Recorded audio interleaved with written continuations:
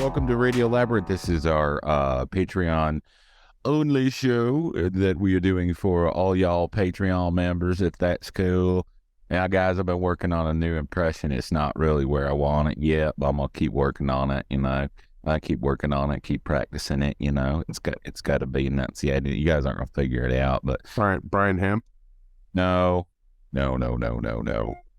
See, it's terrible. You can't. We'll talk about it on the other podcast. Oh, okay. It sounds like Zach Galifianakis when he was the feminine dude in the campaign. Now, in the old days, you would be discouraging me from progressing with this attempt at doing it. I'm going to work until I get it right. I'm trying to do Theo Vaughn, and he's just so like, hey, yeah, y'all so laid back and shit, But I'll keep working on it. I'll get it down. Yeah, we all, the boy that go out in them woods and carve tits into a tree. We'd all go out there, just play with the tits, the wooden tits, and there'd be dirty magazines laying around, and then, God, I bet you that Woods had a lot of babies. He just does weird shit like that. Anyway, welcome. Last of Us, episode 3, the third episode of HBO's episodic treatment of the video game, and of course it made a lot of weirdos seethe. At least the people who comment on TV shows where I go looking at anything. And this week we're joined by someone who actually played the game, and his name is Pickle Swank. Yep, just like it says on the birth certificate. That's right. You were born Pickle, and you were like 15, and you're like, God damn it, I want to be called Neil. Hey, man, they got me some action. I was like, Pickle? That's interesting. Yeah. Well, Pickle, I'm just going to call you Neil, if that's okay. All good. Neil is Steph's husband, and this is the first time he's joined us on the show. We've been doing Radio Labyrinth for a long time, but you're on to talk about episode 3 and the differences. Steph, how long have you guys been married? Yeah, how long? 50 years. How long has it been? The 20-something? 23? 23, yeah. 23, yeah. 23 years ago, Steph fell in a hole behind Neil's house. That's what we're going to go with. Yes.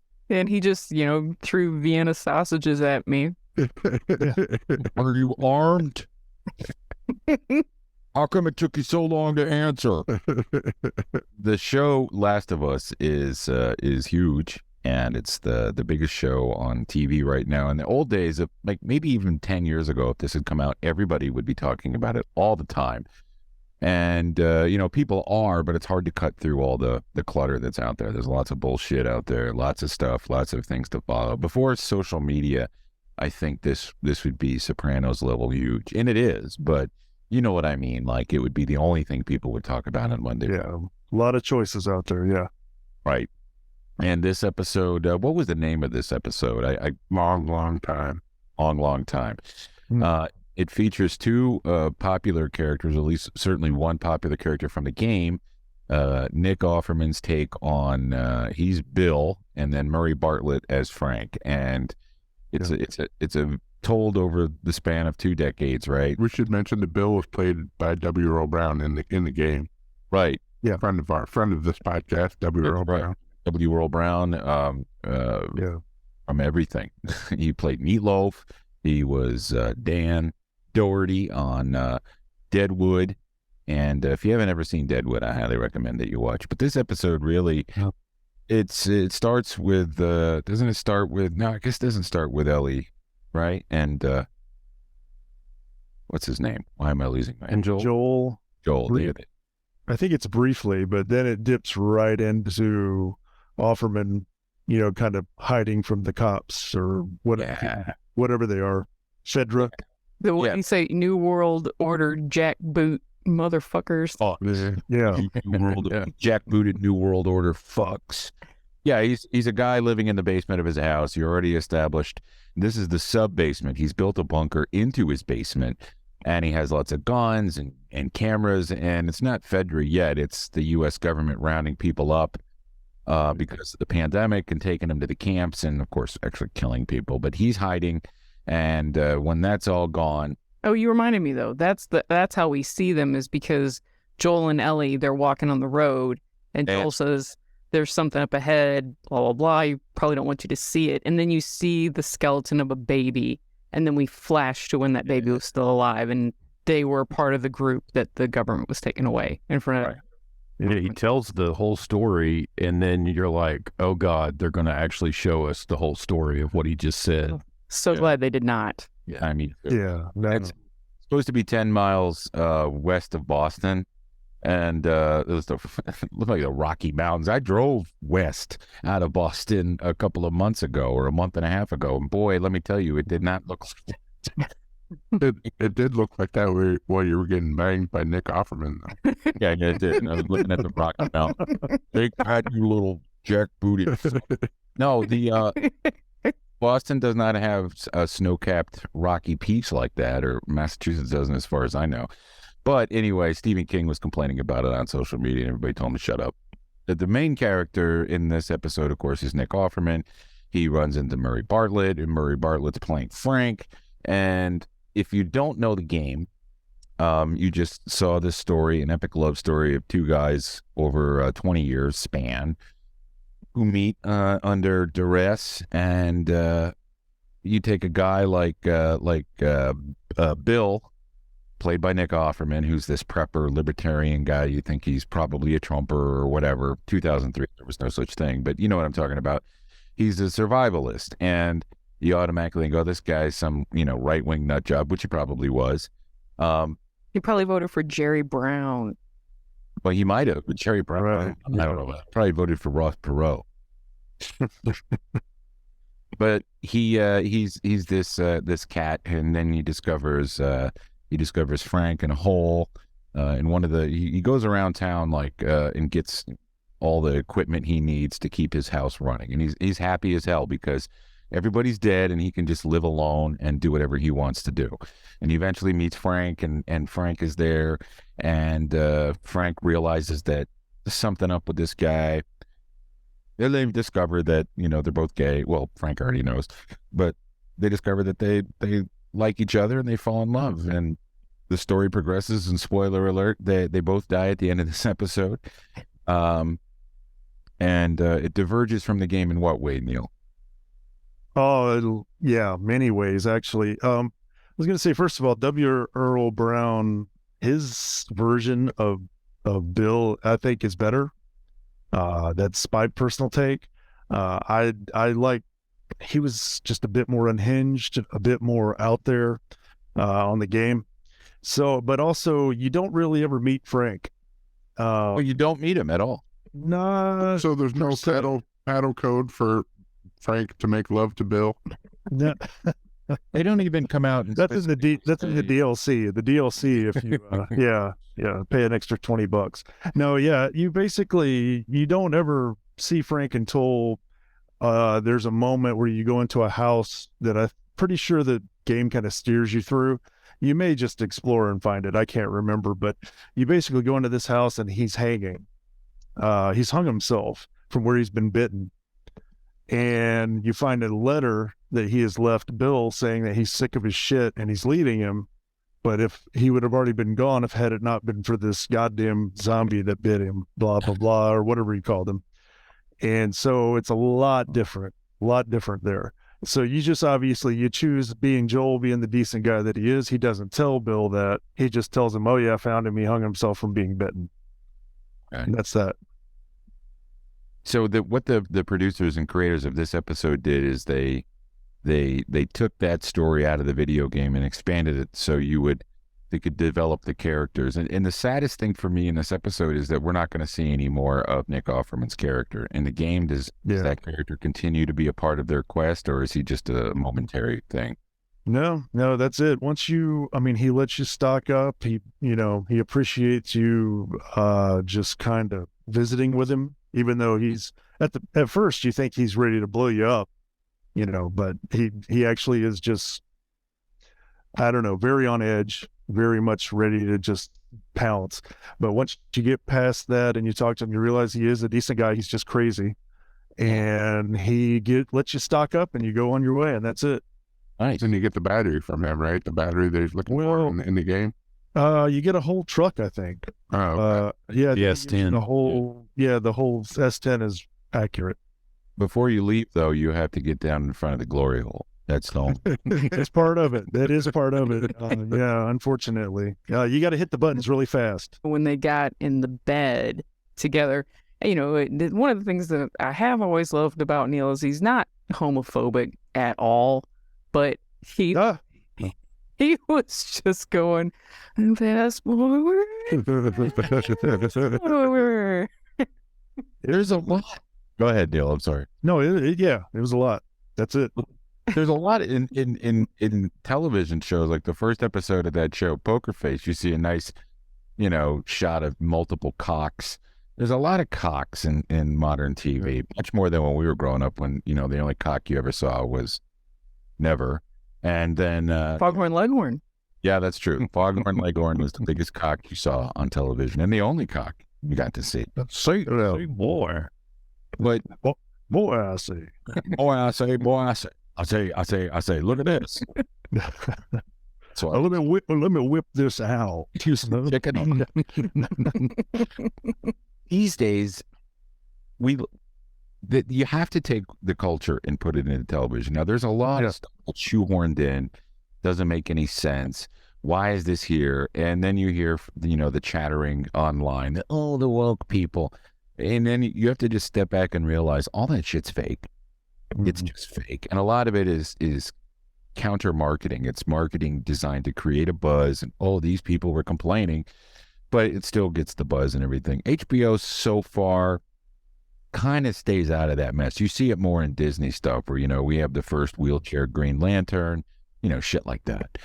And whatever, it doesn't matter. But this show, to me, it's just two people who meet.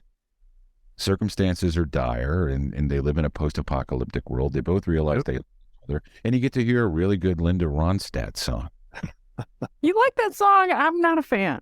You don't like? I fucking love her voice on that song. She didn't write it, of course, and they reached out to her, but she's not on social media, so she emailed somebody and said, I don't get a dime out of it. I'm happy for the song that I love, and I'm glad that the guy who wrote it gets money, because she sold her catalog last year or the year before. But I think it's not in a way where Kate Bush gets this gigantic, increase in sales and streaming from Stranger Things. But that song, I think, had, Spotify said, 4,900% increase in streams in the night after that show aired. So, wow. You don't like that song? You like You're No Good? I didn't really get Ron. I just never got it, really. If it had been a Lil Baby song, Steph would have been into it. I would have preferred maybe some. Little Baby was born yet. Was who was that blind chick that sang Somebody's Knocking? Oh, Terry Blind Lady? Terry Gibb. Terry Gibb, that's right. Yeah. There was an album, and maybe, Steph, it's because you didn't get to experience this as a prepubescent boy. When you were a prepubescent boy, there was a double album that Linda Ronstadt put out that my mom had, and when you opened it up, she's like in this little belly shirt. She's got her finger in her jeans. I think she has a finger in her mouth, and you're like, I like this. I don't know why, but I like this. Yep. But I also, Linda Ronstadt to me conjures up memories of my mother. She loved Linda Ronstadt, and then, in the 80s, whatever. Didn't really care for her, but I like all that 70s stuff. Plus, she sang with the Stone Pony. She sang Different Drum, made that a hit. And, of course, written by Mike Nesmith, who was in the Monkees. Nope. I liked what we found out from the creators on the HBO podcast is that Murray Bartlett, the dude from White Lotus that we all love so much, who plays Frank, he is an amazing pianist and singer. Yeah. He made himself sound like crap so that Bill could slide in there and do his version. But they said that it was really funny to watch him try and be bad because he is such a magnificent pianist. Yeah. And by the way, I didn't know that was Murray Bartlett until the end of the episode. I Googled who the cast was. I'm like, oh my God, that's the guy from White Lotus. I was just telling these guys before you came on that literally until the strawberry scene, I had no idea that was the guy from White Lotus. Yeah. That's how good an actor that guy is. Yeah. Took me to the piano. Yeah, I didn't know until he took a shit in that guy's suitcase. Yeah, why'd they cut the scene where he's licking Neil Offerman's butt? You're not doing it right. Yeah, that's good. That's good. Yeah, that's a good Nick Offerman. Thank you. I love Ron Swanson, so you know. I never watched that show. That was during my It's about it. He's about it. That's about the main reason. There's a bunch of cuts of like Murray Bartlett from White Lotus and Ron Swanson from Parks and Recreation on TikTok today. Yeah, you sent that today. Nice. Holy shit. Nice. Yeah, there was a lot of callbacks to it too, like when he's sitting eating dinner and watching the zombie blow himself up. They cut over and Nick Offerman did the same thing. Yeah, like sitting at one table on his birthday dinner on Parks and Recreation. Yeah, I love that. He was watching. Oh yeah, never gets old. Man, never gets old. That was great. You can find a more detailed, real good breakdown of the episode with the creators. And what's the name of that podcast? It's just The Last of Us. The Last of Us official podcast. Yeah, that's a good show. It was funny. I got home today and I was listening to it in the house, and the topic, and my wife knows me, so this question isn't out of left field. She goes, "Why are you listening to a podcast about gay men?" And I said, "Oh, it's a television show." She would have liked this episode if she had watched it. Yeah, I think so. I'm trying to get her to watch. I'm trying to get her to watch poker. You said you went online and I guess where you go online, you saw a lot. I went online to look for that stuff just to see how bad it was going to be.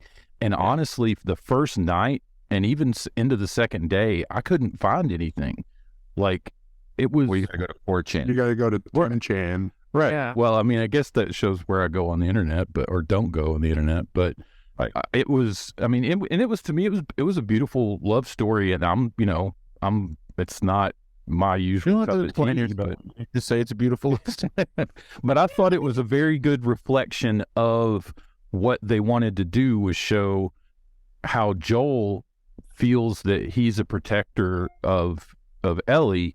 It kind of showed what a protector is and how much it means and how much, love can exist in a world where this is going on.